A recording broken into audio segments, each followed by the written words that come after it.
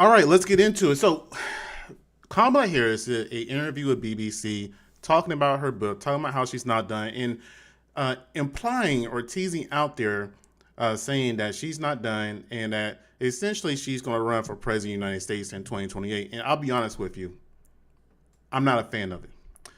I'm not a fan of her doing an interview with the BBC. The BBC is not American. The BBC has nothing to do with us, right? And here's what Kamala's problem was the whole entire time. One of the things that tripped her up with so many people, if we're being honest, is her identity.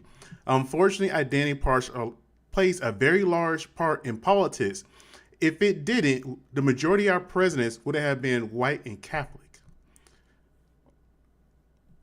or some form of Christianity. Here's the thing. When Kamala was running back then in 2024, the biggest question that came into play was, is she Indian or is she black? And just because you're Jamaican doesn't mean you are of black descent or have black ancestry. Even though Jamaica is majority black and you may have some black family members, that does not necessarily mean you yourself are black. And yes, when Kamala was coming up, she did have a lot of black friends, relationships, things of that nature, but that didn't necessarily identify her as black. And whenever she did interviews, and there was past news articles, it was the first Indian district attorney, the first Indian vice president, and then the narrative switched to her being a black woman. She went to an HBCU. White people go to HBCUs. It's not very common, but it happens. So there was a big divide there when it came between her and black people. So whenever you're trying to rerun for president, and truthfully, I'll get into my opinion of her campaign, the 107 days she loves to talk about so much during this interview with the BBC. But when it gets into her and how she could connect, and this is some free game I'm giving her that she could have did, she should have sat down with a black American reporter or interviewer. It doesn't matter if it's man or woman, as long as they're black American, and did the interview with them. She has such a strong following and love and fan base, especially with black women. And she's trying to connect with the black people, that if she solidified and strengthened that boat in connection right now, she will be a sure win to win. Let's be real here. However, though, she's still not doing that.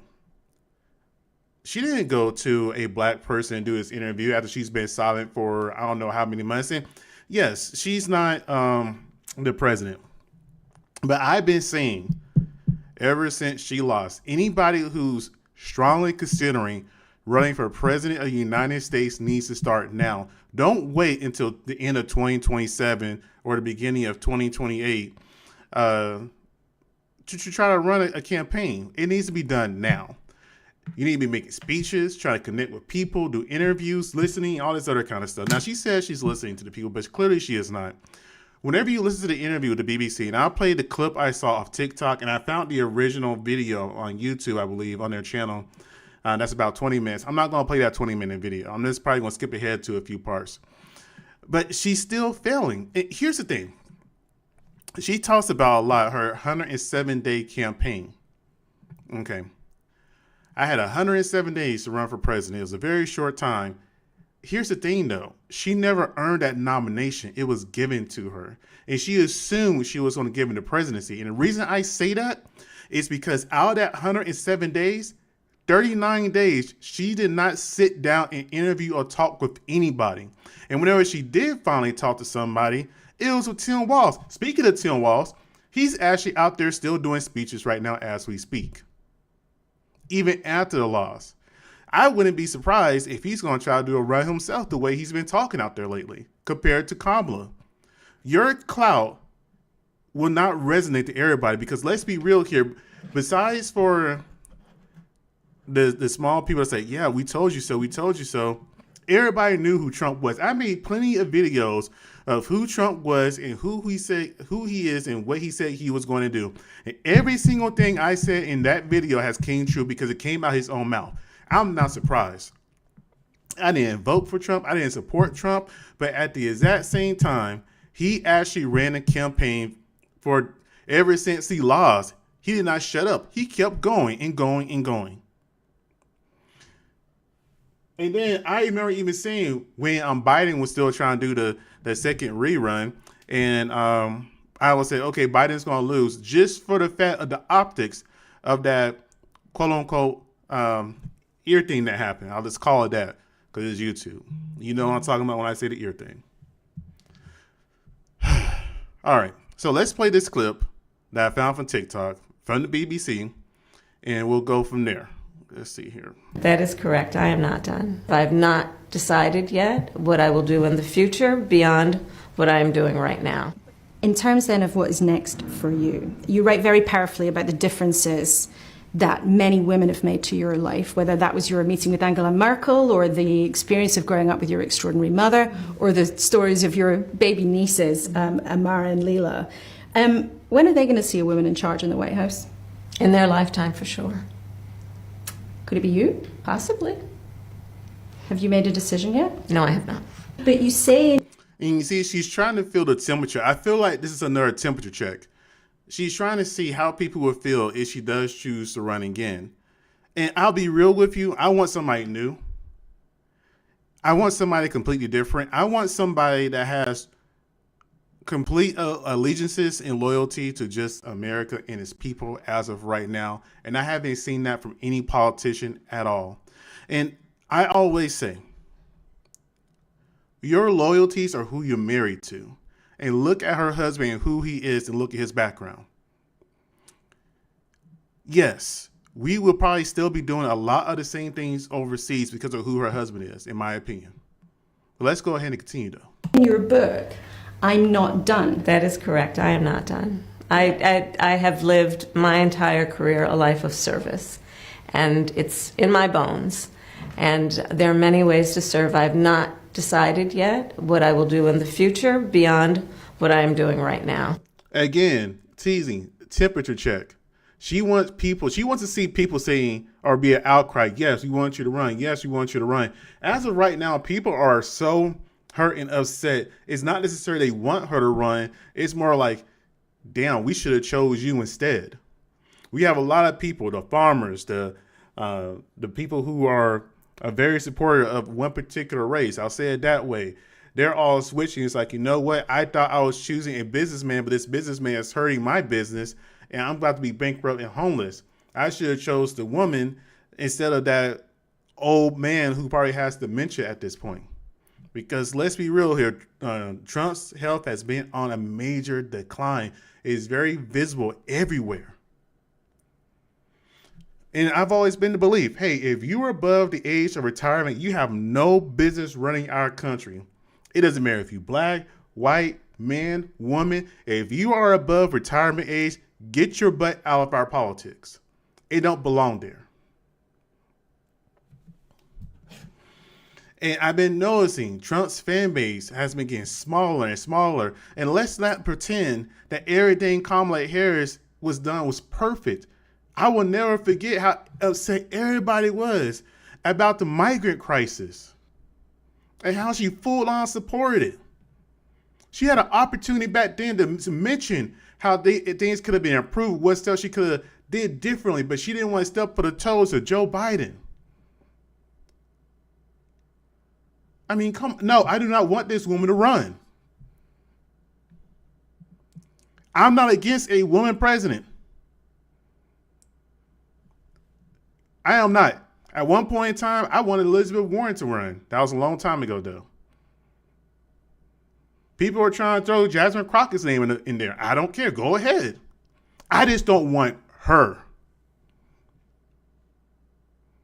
I just don't want her. But you've been very clear that it's a possibility you might run again to become president. And in my experience interviewing politicians, when someone says, I'm not done, it means they are thinking seriously about running. But when you look at the bookies' odds, they put you as an outsider, even behind Dwayne "The Rock" Johnson. I mean, is that underestimating you? I think there are all kinds of polls that will tell you a variety of things. I've never listened to polls. If she will listen to the polls, maybe she would have won. Polls are there for a reason. Polls tell you how people are feeling, people are thinking, what your voters want. If you don't listen to the polls, then what the hell are you doing in politics? This is why I said I don't want her to run.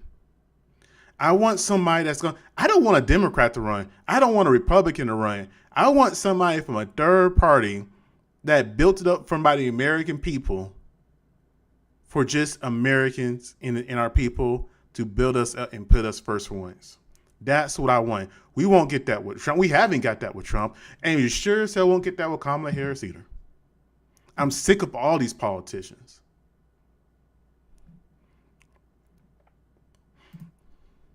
But like I said before, I went to the YouTube page to view the interview there. Dislike of a frail 81-year-old running again. Do you feel that President Biden and his team torpedoed your chances of a fair chance at winning the election? Well, as I've written, Again, I don't know why she's with the BBC. Brits have no business in our politics. the buck stops with me in terms of my campaign. It always did, and I take full responsibility for what I did, and that's part of why I wrote the book, is to talk about the reflections that I've had on those 107 days, what I thought were... Oh, yes, 107 days. 107 days, and 39 of those are being silent. She did not take this seriously. She was a hell of a fundraiser, but her trying to connect to the American people and see what they wanted and needed, she didn't do it. At least Trump pretended to. I even said that. I was like, you know what? When he was around, I said, I do not like Trump. I do not support him.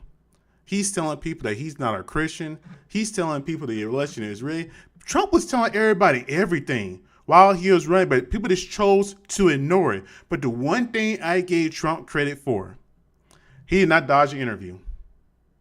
He didn't. He went to every single location possible that would have him and talk. Kamala didn't do that.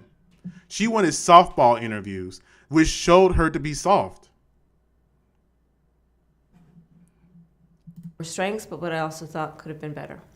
And, I wrote the book for many reasons, and primarily, this election in the U.S. was unprecedented. We had a president of the United States running for re-election and decides not to run 3.5 months before the election. The sitting vice president then takes up the mantle, running against a former president of the United States who had been running for 10 years. And the sitting vice president had a really good chance of winning if she would have stuck to one side and she would have admitted to the mistakes and gave a plan to how to correct it to appease the American people, but she didn't do that. With 107 days to go.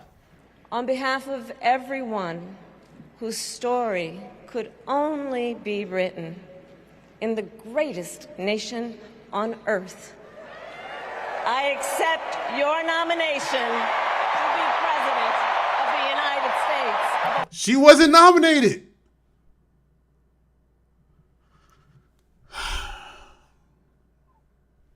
All right. Anyways, I can't talk about this.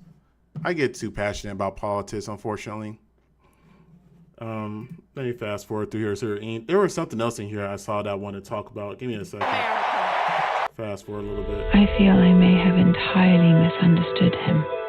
Is it too much to think that he might have done this all for me? Oh, I'm so tired of these advertisements. This is why people just download videos. It is important to also note that I was absolutely intent on making sure my voice would be present when history reflects those 107 days. The reason... But she was silent for a quarter of it. Well, it's a little, maybe say 30% of it, she was silent. Her voice wasn't there. And then when she did talk, she needed a man beside her. Like I said, I am not against a woman running for president, but that woman needs to be strong enough to know she needs to stand on her own 2 feet and interview by herself. She should have, as soon as she got the nomination, hit the ground running and start making speeches during interviews, but she didn't. And the people she did do interviews with, like Call Her Daddy. Who watches Call Her Daddy? I have never even heard of Call Her Daddy until I saw Kamala Harris. Then I was like, why is she here? What is this platform? It's just a white woman that's this, it's just a privileged white woman. Again, not connecting with the American people. And then towards the end, when she saw that there's a good possibility she was going to lose, she was all trying to talk with a black accent. Then she was trying to sit there and talk about unions and things that she should have did as soon as she got the nomination.